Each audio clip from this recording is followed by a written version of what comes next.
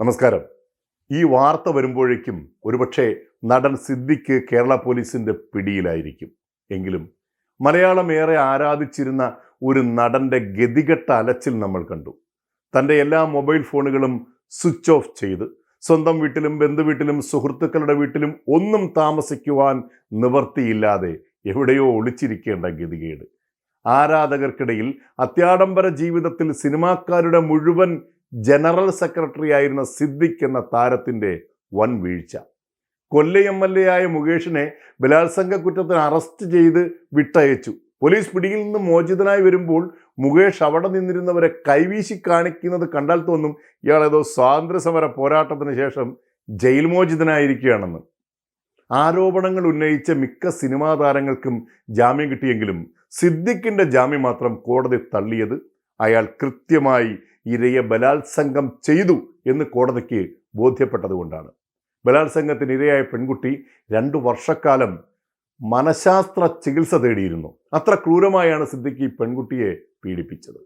സിദ്ദിഖിനെതിരെ പെൺകുട്ടി നൽകിയ മൊഴികളെല്ലാം 100% സത്യമാണെന്ന് കോടതിക്ക് ബോധ്യമായി. സംഭവം നടക്കുന്ന ദിവസം സിദ്ദിഖ് തിരുവനന്തപുരം മാസ്കറ്റ് ഹോട്ടലിലെ 101 നമ്പർ മുറിയിൽ താമസിച്ചിരുന്നു. മുറിയുടെ ജനൽ തുറന്നിട്ടാൽ പുറത്ത് പെൺകുട്ടി പറഞ്ഞതുപോലെ സ്വിമ്മിംഗ് പൂൾ കാണാൻ സാധിക്കും.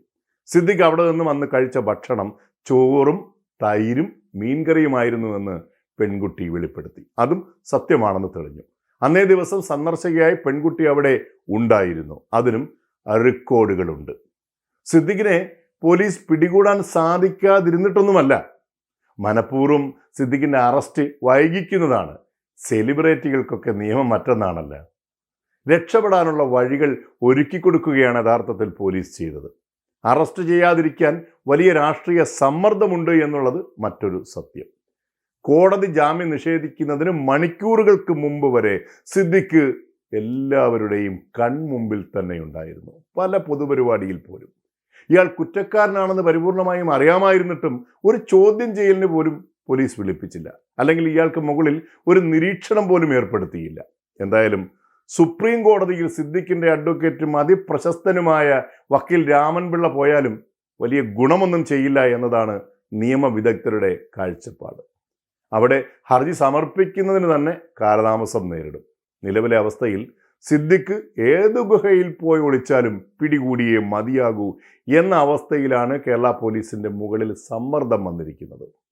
സിനിമയിൽ അവസരം നൽകാമെന്ന പ്രലോഭനത്തിൽ ഒരു ചെറിയ പെൺകുട്ടിയെ ക്രൂരമായി ബലാത്സംഗം ചെയ്ത് മാനസിക നില പോലും തകരാറിലാക്കിയ ഇയാൾ സിനിമാ താരമായതുകൊണ്ട് ശിക്ഷിക്കപ്പെടരുത് എന്നല്ല, ഇയാൾക്ക് പരമാവധി ശിക്ഷ ലഭിക്കുക തന്നെ വേണം.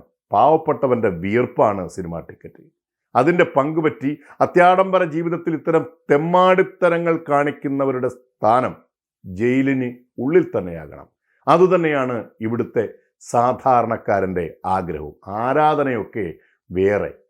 ഇത് മറ്റു പല താരങ്ങൾക്കും ഒരു നല്ല പാഠം കൂടിയായിരിക്കട്ടെ.